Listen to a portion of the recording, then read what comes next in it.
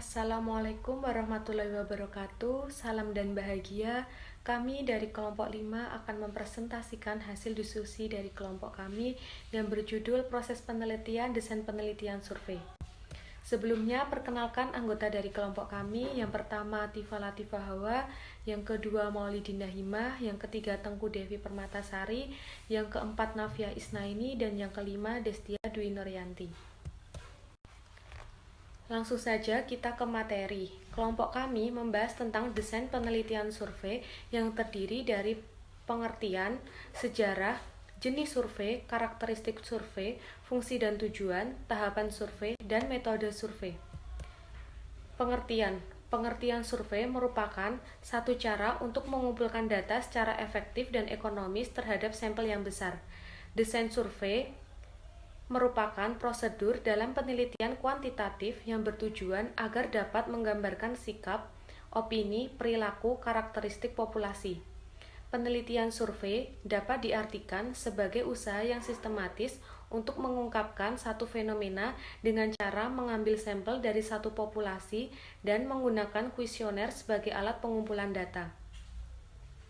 Selanjutnya adalah sejarah. Yang pertama, tahun 1817, Marc-Antoine Julien de Paris mengadakan survei internasional tentang sistem pendidikan nasional. Yang kedua, tahun 1890, G. Stanley Hall melakukan survei terhadap anak-anak. Yang ketiga, tahun 1907, survei Pittsburgh terhadap masalah sosial anak dalam kesulitan belajar di kelas. Yang keempat, Perang Dunia Pertama dan Perang Dunia Kedua, penelitian survei berkembang pesat, banyak digunakan di ilmu-ilmu sosial. Sekarang banyak lembaga-lembaga survei yang bermunculan seperti LSI dan Kompas LP3S. Selanjutnya, fungsi dan tujuan. Yang pertama, mengetahui pikiran, pendapat, dan perasaan orang. Yang kedua, memahami kebutuhan atau keinginan suatu masyarakat. Yang ketiga, mengetahui tren atau kepentingan di masyarakat.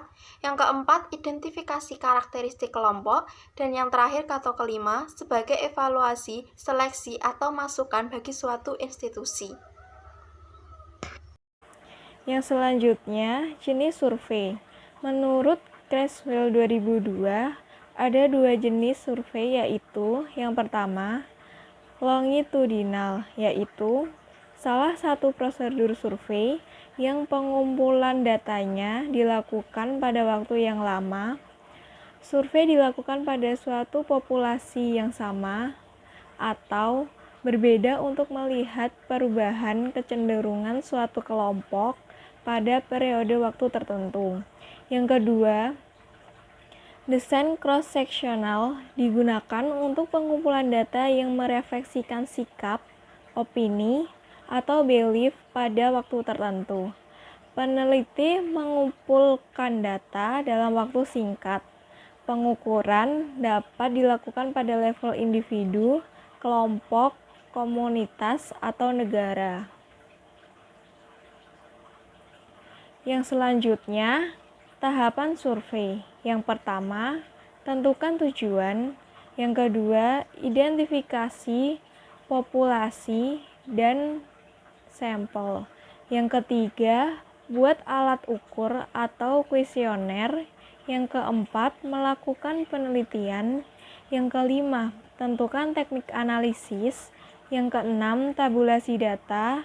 Yang ketujuh, analisis data dan interpretasi. Yang kedelapan, pelaporan. Selanjutnya, karakteristik survei. Karakteristik survei tersebut meliputi sampling dari populasi, metode pengumpulan data, desain kuesioner, tingkat pengembalian yang tinggi, desain dan pengumpulan kuesioner via pos, dan melakukan survei atau wawancara.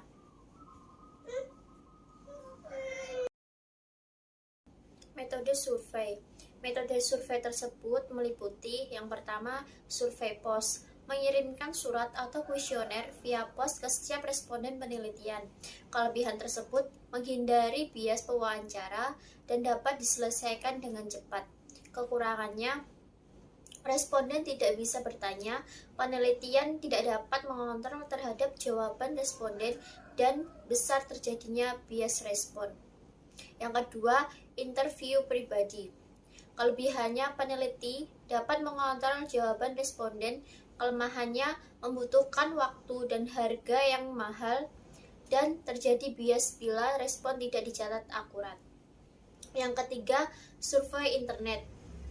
Kelebihannya, waktu efisien dan mudah bila menggunakan subjek banyak dan beragam.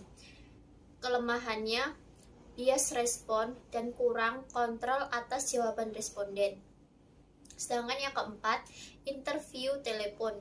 Kelebihan, membutuhkan waktu sedikit dan tidak terlalu mahal, serta kelemahannya akses terbatas dan bias wawancara.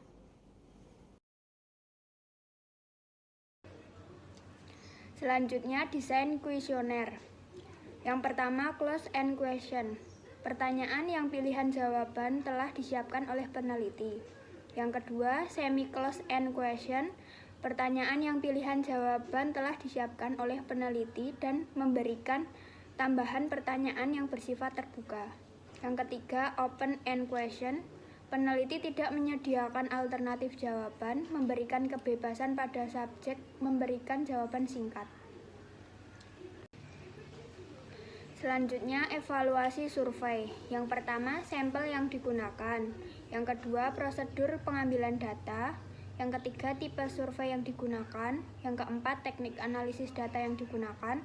Yang kelima, reliabilitas dan validitas. Yang keenam, apakah data dapat menjawab tujuan penelitian. Yang ketujuh, kuesioner penelitian.